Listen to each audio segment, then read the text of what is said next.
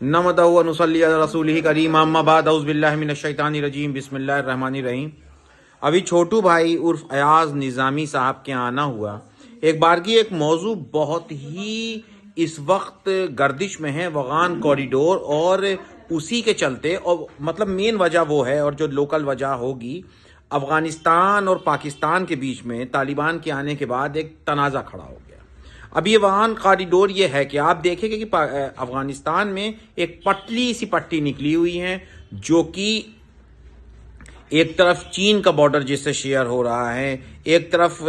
اگر آفیشیل ہندوستان جہاں پہ پاکستان کا یہ ناپاک وجود جس کو پاک آکوپائیڈ کشمیر کہتے ہیں وہ نہیں پہنچا تھا، وہ وہاں پر ہے، مطلب ہے تو وہ پاکستان گلگت بلتستان کا ملا ہوا علاقہ، بہت ٹھنڈا علاقہ ہے، وہاں سے آنے والی چڑیاں ہیں، وہاں سے مطلب مختلف مسافر ہندوستان میں گزر ہوا، اور وہاں پہ مان لیجئے آپ ایک کم ہی تعداد میں کچھ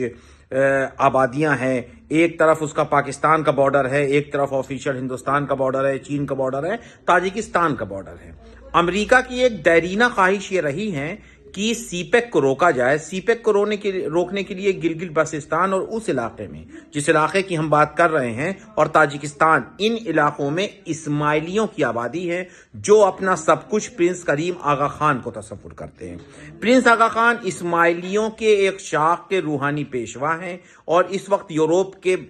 بیشتر علاقوں میں ان کی پراپرٹیز ہیں۔ ہز ہائنس کا خطاب ہے، اور جب ہندوستان آتے ہیں، میں نے پچھلے بھی ویلاگ میں کہا کہ جب ہندوستان آتے ہیں تو ایک طرف نظام الدین اولیاء کے جو خادم حضرات ہیں وہ ان کے ساتھ کھڑے دکھتے ہیں، حضرت خواجہ معین الدین چشتی اجمیری رحمۃ اللہ علیہ کے مختلف خادم ان کے ساتھ دکھتے ہیں، ہندوستان کی گورنمنٹ کے لوگ دکھتے ہیں، یہی سب لوگ ان میکرون کے ساتھ بھی دکھتے ہیں جو فرانس کے پریزیڈنٹ ہیں، جو برقعے کے خلاف ایک مہم پورے یورپ میں سینٹرلسٹ ایک گورنمنٹ ہے اور وہ چلاتے ہیں۔ یقین جانیے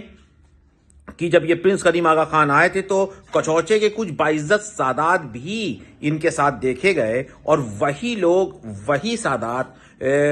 پھر اجیت ڈوبھال صاحب جو ہمارے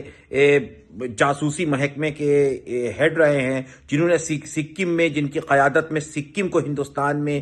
ملایا گیا، جن کی قیادت میں پورے برما میں ایک ایسے انقلاب نے جنم لیا جس نے کاؤنٹر کیا بنگلہ دیش کو اس کی ایسٹ سرحدوں سے، جن کے جو جا کر کے داتا علی حجویری کے یہاں 7 سال رہتے ہیں، جن کی بندوقوں نے، جن کے ایجنٹوں نے تقریباً داؤد ابراہیم کو مار دیا تھا، جن کا ایک بہت بڑا رول تھا پاکستان کو توڑنے میں، اندرا گاندھی کے بھی قریبی تھے، اور اس وقت محترم جناب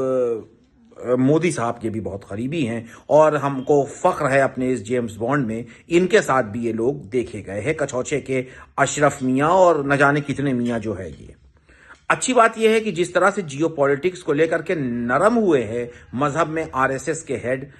موہن بھاگوت صاحب، اسی طرح سے یہ تمام میاں لوگ بھی نرم ہوئے ہیں، اور ان سب نے اپنا باس کہیں نہ کہیں ایسا سمجھ میں آتا ہے کہ مودی جی اور اجیت ڈوبھال کے ذہن کو سمجھ لیا ہے۔ باس سے مراد یہ ہے کہ ان کی قیادت میں، ان کے نظریات پہ چلنے کا فیصلہ کر لیا ہے۔ اپنا خیال رکھیے گا، آپ کا سید توصیف احمد یہ ضرور ہے کہ بقول علامہ کی ملا کو ہے ہند میں سجدے کی اجازت، نادا یہ سمجھتا ہے کہ اسلام ہے آزاد۔